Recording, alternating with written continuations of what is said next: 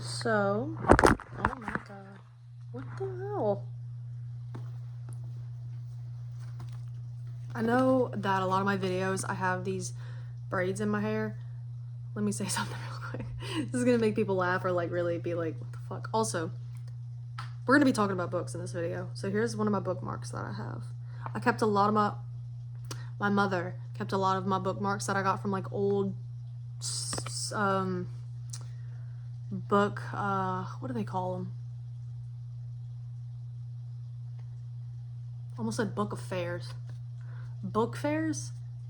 I pretty much have them all. I have to take a breath. I've been having issues breathing. I have anxiety. So sometimes I have to remind myself to breathe or else I will fall into a panic state. And it's like, when I go into a panic attack, it is full Tony Soprano. It is full Tony Soprano. I'm just... Sometimes I'm driving when it happens too, and I'm like, is this it? Like, am I gonna crash the car this time? Oh my god. Like, I really have to breathe or I'm like, I'm gonna pass out behind the wheel. Welcome to my life. Oh. So, I was gonna tell a story before this. The hair. That was my dog. Wasn't a ghost. The hair. I've been loving the braids recently because my hair is in a weird growing out stage. So it's like right here, and it's like one of those stages where it's like, it doesn't really look good down. It looks okay up. It looks good in braids right now. I've been liking it. And when I have a hairstyle that I like, I usually do it for a very long time. However, these little ribbons that I have, these are pieces of a tank top strap that I cut off and used as ribbons because the tank top didn't fit me. And the person I was giving it to said, oh, I'll just take it as like a tube top because it didn't really fit them either. I have read 2 books this month. I've been getting back into reading. I just want to talk about the 2 books that I read. Right now, the book that I read right after Howl's, I'm reading Coraline. From what I've heard, I don't know why I haven't read the book. My favorite movie as a kid, and you can go and ask my mom this. Yes, you, the viewer, you can go and find my mother if you so well please. You can ask her, oh, what was Omnia's favorite movie as a kid? Coraline. And I'm not just bagging on that shit because in 2020 it was like, oh, my favorite movie is Coraline. Everybody and their fucking mother was saying that. My favorite movie was Coraline. And people were afraid of me for it. Like, my family would watch it for me, and they're like... And I'm like, this is great. I loved it. It's still one of my favorite movies of all time.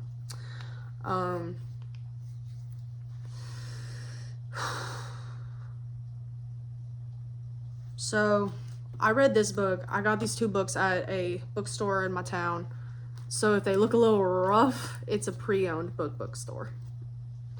I cannot go to the bookstore in my town really because the ops work there. So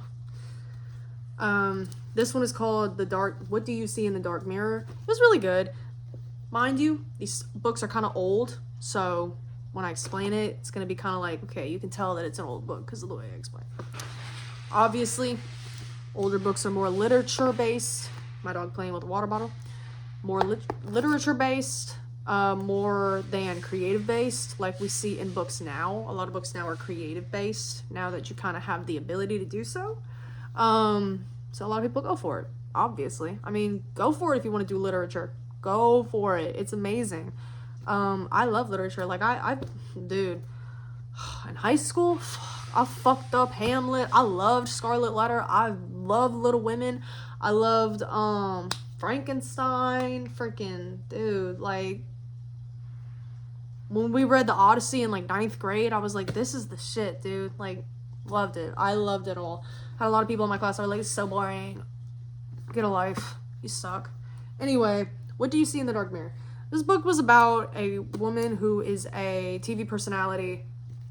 Kind of one of those like 60 minutes people where they explain the story of a murder, and sometimes they recreate it in little like snippets, and they're like, okay, you know, what would you do, da da da.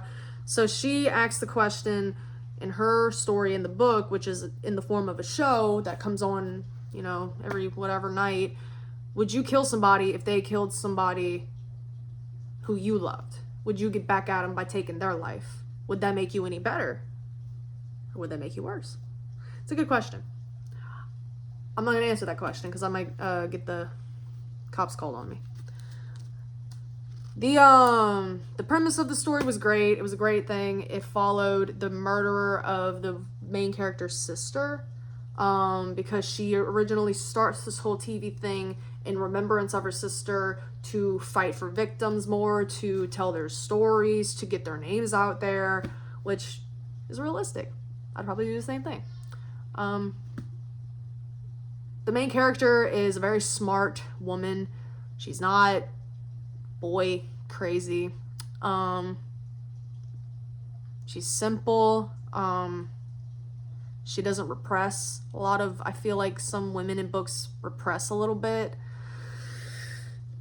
It's like kind of why I like reading female written stories more a little bit. I will go ahead and pick a female written story above a male written story. I'm sorry, that's just how it is. However, the romance in the story and look, this actually intrigues me. The romance is between the main character, obviously the woman, and I'm trying not to get too much into it. I know this is a very old book, but somebody might read it still. I don't know. It was written by Sonia Massey. I don't think this woman is alive anymore. But as you can see, like, when I get a book, I love a book. So this book is, like, taped all around the fucking edges because it fell apart. I wrote guitar chords on the back of it because, I don't know, sometimes it's whatever I have on hand is what I'm writing shit down on. I always bend the pages of the pages that I like, or, like, something that interests me, so I can go back to that page and read what it was that interested me in the first place. It's just what I do. I don't care. Get mad at me in the comments. Fucking get mad. I don't care. Actually, it raises my ego and it makes me horny. So yeah, the romance thing is really cool. They do it really well. It's not over lust. There's no like crazy like want sex blah blah blah every time. Actually, it fades to black every time, which I actually didn't really enjoy, honestly, because sometimes I like a little nasty sex. Okay, I'm a woman. Okay, I like it. Anyway, it's not all I read though. I do read for the fucking fuck of it. I don't just read for, fairy porn. Not trying to call anybody out on that. But yeah. So it's done really well. The two really get into each other's lives. Everything kind of comes into play, and each chapter is right after the chapter before it. So the pacing in the book is very good. I will say, got a little slow in the middle there. There was a couple of things where I was like, they could have caught the murderer just like that. Like, I'm not going to do anything. Like, I'm not going to say anything. But there were times where, okay, there he is. Get him. Like, what the fuck are we doing? But look, sometimes you gotta make it last a little longer. It was good. I liked it. I recommend. Second book that I read after that one was Howl's Moving Castle, because I loved the movie. I'm a very, very big Ghibli head. Actually, my favorite movie of all time is Princess Mononoke. I just love it. And I loved Howl's Moving Castle, but so what I've heard is that the book is a little bit different. Okay. I'll premise this by saying I liked the movie more than the book. I'm sorry, that's just the way that it is. I also will premise it by saying that the magic was very well done in this book. Like, when the magic was happening, it was described very well, and I could see it in my head, I feel. I wasn't like when I was reading Dune, I was like, the fuck am I didn't know what the fuck I was reading. I had to put that shit down midway through, and I think I sold it too, which kind of pisses me off because I think I'm ready to read it now. I got it when I was like 15, so obviously I wasn't ready to read Dune. Now I got rid of it. I don't know where it went. I don't know. I just give shit to people, and I don't know where they go. And they stop talking to me, and I'm like, you still have my things. I'm kidding. It's a joke. I'm not trying to make people think I'm crazy. Can you get the... She's walking on through. Do you own this house? However, Sophie is very well written in the book, obviously. Her whole, the curse is very well done. And I actually enjoyed the fact that all the curses and the spells in this book are on top of each other. There's not just, oh, there's one spell here, one curse.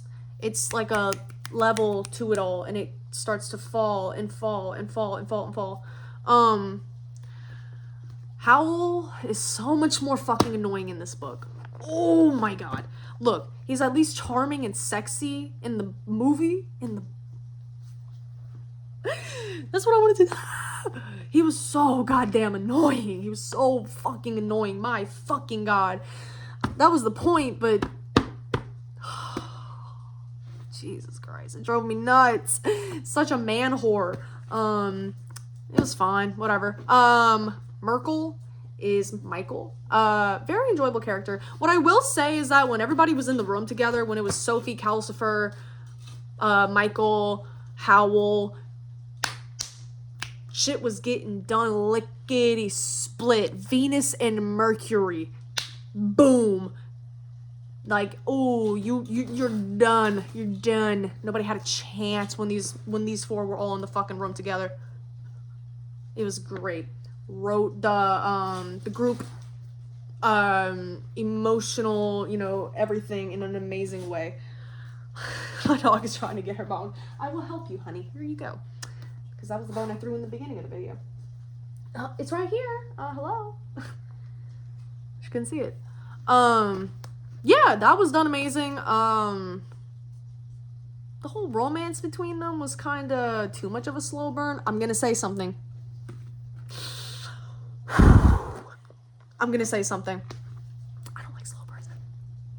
Ugh, I know. Fuck. Nail me at crucify. Stigmata. Dude, I don't like slow burns. They annoy me. But I'm a fast-paced person. So I'm ready to, you know what I mean? Like, let's fucking hit the road. I didn't like it. Didn't love it. Didn't really seem like they were even going to get together. I actually had to look up, do they get together in the book? And apparently on the last page, it's like, yeah, they do. Like, it's kind of, you know, faded to... Could have fooled me. It was good, though. I liked it. It was a nice read. I wouldn't have finished it if it was a bad read. What the fuck is the point of that? You know what I mean? If you're gonna half-ass something, you're an idiot. So yeah, these two books, like I said, pretty old books. You could tell, whatever. We're good, though. You know, whatever. I'm very passionate about a good book because for a long time, I couldn't find a good book to read, so I just didn't read. Really upset me, and I don't know why I let myself do that, because I'm sure that there were books that I could read, but I recently just got out of my slump. I'd love to do more books on this channel. Yeah. Fuck. What did I read that kind of, like, fucked me up? I read Nevernight. Don't know who it's by, don't even care to know who it's by. When I read that book, I was like, fuck it. We're out. I can't do this anymore. I'm done reading. I can't take it. I don't trust authors anymore. I stopped trusting authors. That was a terrible thing for me to do, but look. At least I'm honest. However, yeah, I'm out of that. Don't read Nevernight. Oh. Such a strange book. Didn't love it. Yeah, so that's about that. Yeah. Sorry this isn't a cigarette hour, but it's a book hour. Have a good night.